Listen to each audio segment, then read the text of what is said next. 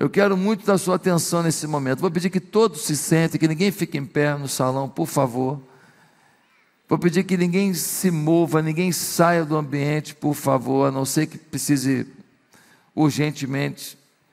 Mas eu quero que você preste muita atenção nos princípios que nós vamos apresentar hoje aqui sobre discipulado. Já apresentamos 7 princípios e hoje vou apresentar mais 3 princípios sobre o que a Bíblia ensina a respeito de discipulado.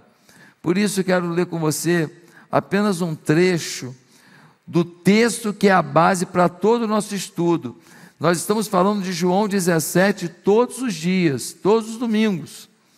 Hoje nós vamos ler a partir do verso 15 até o verso 22. Diz assim, João 17, 15: Não peço que os tires do mundo, mas que os guardes do mal. Eles não são do mundo, como também eu não sou.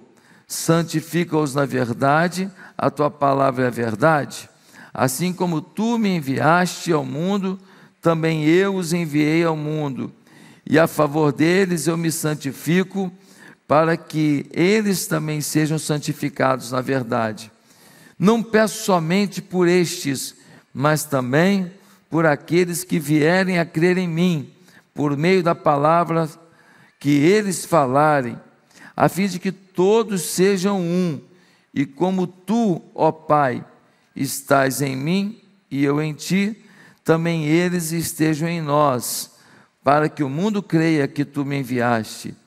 Eu lhes transmiti a glória que me deste, para que sejam um, como nós o somos. Existem mais 3 princípios para que a gente entenda a importância do discipulado. E o primeiro é que discipulado é transmissão de virtudes espirituais.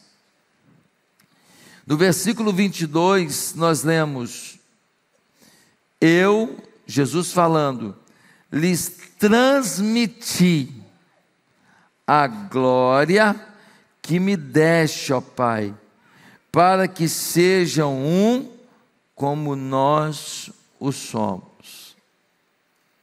Jesus está dizendo que conviveu com 12 homens durante 3 anos, e que durante esse período, ele não apenas ensinou, ele não apenas foi um modelo para eles de vida, Jesus transmitiu para eles virtudes espirituais. Quando um discipulado acontece, aquele que está discipulando o outro, ele precisa entender que no mundo espiritual existe uma unção disponível. Quando a gente está discipulando, a gente transfere, a gente acaba repassando princípios, valores, identidade espiritual para quem a gente discipula.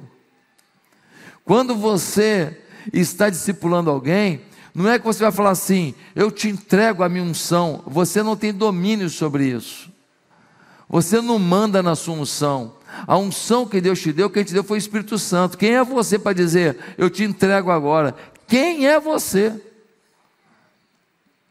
Mas o Espírito Santo, ele sim, decide pegar daquilo que te deu, decide pegar daquilo que você viveu, decide pegar daquilo que você aprendeu e repassar, e de alguma maneira, paulatinamente, ir entregando a quem vive com você um processo discipulado.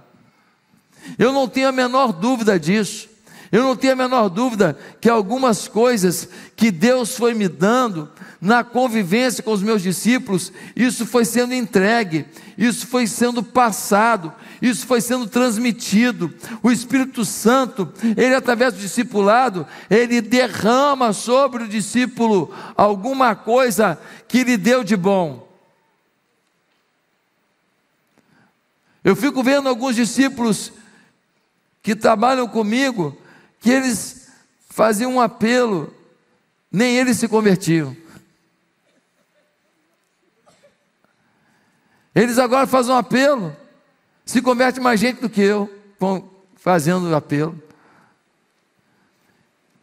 É uma multidão que vem, eles são usados por Deus, eles têm a paixão no coração, que toca no coração das pessoas. Essa unção de evangelização, querido, foi transmitida. Essa unção que não tinham, foi sendo aprendida, foi sendo assimilada, foi sendo fornecida. Jesus derramava sobre os seus discípulos daquilo que recebia, do rico relacionamento que tinha com o Pai. Jesus estava em condição humana, e mesmo assim manteve forte elo com o Pai, tanto que João capítulo 1, versículo 14 diz: e o verbo se fez carne e habitou entre nós, cheio de graça e de verdade, e vimos a sua glória, como a glória do unigênito do Pai. Olha só, o verbo se fez carne, Jesus se fez carne, ele estava na condição humana, mas mesmo assim, continuava tendo contato profundo com o Pai, e por conta disso, ele transferia aos seus discípulos a glória de Deus, a presença de Deus, a unção de Deus. Temos que entender que Jesus era totalmente homem na sua peregrinação terrena, e em seu ministério entre os homens, tudo que Jesus operou de sobrenatural, não é porque ele era Deus, é porque ele estava em Deus. Tudo que Jesus fez de milagre, de cura, de libertação, de ressurreição de morto, de palavra profética, tudo que Jesus fez de sobrenatural na terra, não é porque ele estava na condição de ser Deus, é porque ele estava na condição de dependência de Deus. Ou seja, você e eu podemos também. Você e eu podemos também. A questão é qual é a profundidade dessa relação com Deus. Qual é a busca? Jesus, sendo santo, certa feita passou 40 dias em jejum e oração no deserto, se alimentando da presença do Pai. Qual é a tua fome pela presença do Pai? Todo verdadeiro homem de Deus tem unção, uma glória recebida do Pai. Ela é distinta, diferencia-se de pessoa para pessoa em intensidade e em forma, de acordo com a soberania de Deus. Deus é que dá o dom, Deus é que dá a unção, Deus é que dá o talento. Ninguém pode dizer, eu vou ter tal nível de talento, tal nível de dom, não tem jeito, é decisão do Pai. Mas o Pai também olha para um coração disponível, para alguém que está buscando.